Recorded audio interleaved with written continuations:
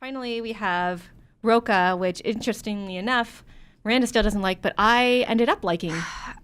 No, like, I'm just shaking my head over here because it's just, I do not care about the show. I watched through 7 episodes. I have episode 8 next. I just do not care about any of those characters. I don't, like, I'm not invested. Like, it's one of those weird shows where they get stuck in a room. And it's not actually, it's almost actually a room, but then they have a little bit of area outside. Yeah. And they're stuck in a temple in this, like, area. They're enclosed. So you have all the 7, Braves. Yeah. And they have to figure out who's, like, the 7th because there's only supposed to be 6. Right. So they're trying to find the traitor. It's like, find the traitor. All right, but you've given me almost no information by episode 7. I don't care about these characters. I don't care who the traitor is. Just kill somebody and move on. Yeah, like if you're going to set up a traitor kind of like plot point, you have to give the viewer like intrigue. You have to like make them wonder. You have to like. I don't find it interesting if it's just like there's a traitor and I'm like cool, like fix it. I'm not involved. It'd be better if like leading up to it, it would be like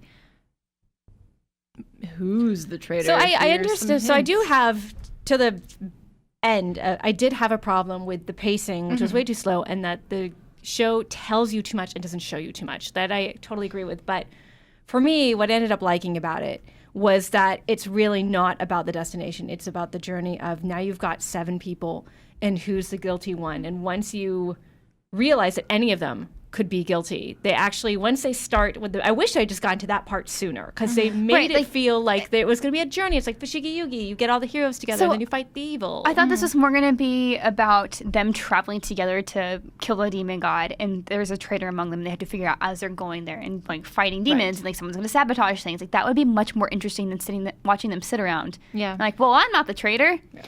But I think that's the thing. Like once I realized that this is going to be the setting, and that I think that the show kind of faints you on that, and that the whole arc is them trying to figure it out. Once I accepted that, then it became really interesting about every single one of them has something kind of evil about them. There is one thing wrong with each one of them, and watching them interact, and I literally did, every time I thought I figured it out, something else would come up, and then every time I was like, well, that person's innocent. Something else would come up till the end when the 7th was actually revealed as like, that was a cool twist. So the thing with that is that you're wondering, who these people are, like, based on all this information. Right.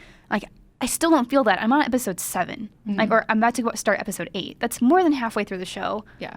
I still just don't care about anybody except for like the protagonist. I don't blame people for not liking it, but I actually felt it is one of those things where it's like a JRPG. Asking people to get through 15 to 20 hours before it gets good, that's a lot of time. So I understand, but if you're like me and your brain is just trained, and I was like, people kept insisting it was really, really good. And the funny thing is I actually liked the controversial ending because it emphasizes what the show is really about, which is finding a traitor.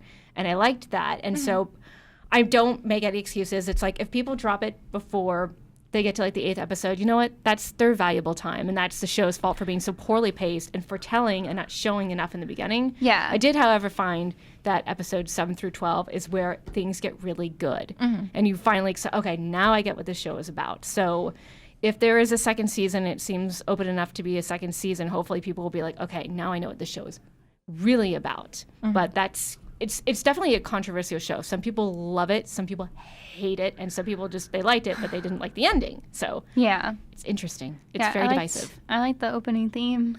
The music is pretty. Cool. The music is very pretty, and the animation is pretty, except it's weirdly inconsistent at times. That I did notice, that Rokka can be very inconsistent with the anime. And so when it's on, it's really on. And other times it's like, ugh. What happened to your face? What happened to your budget?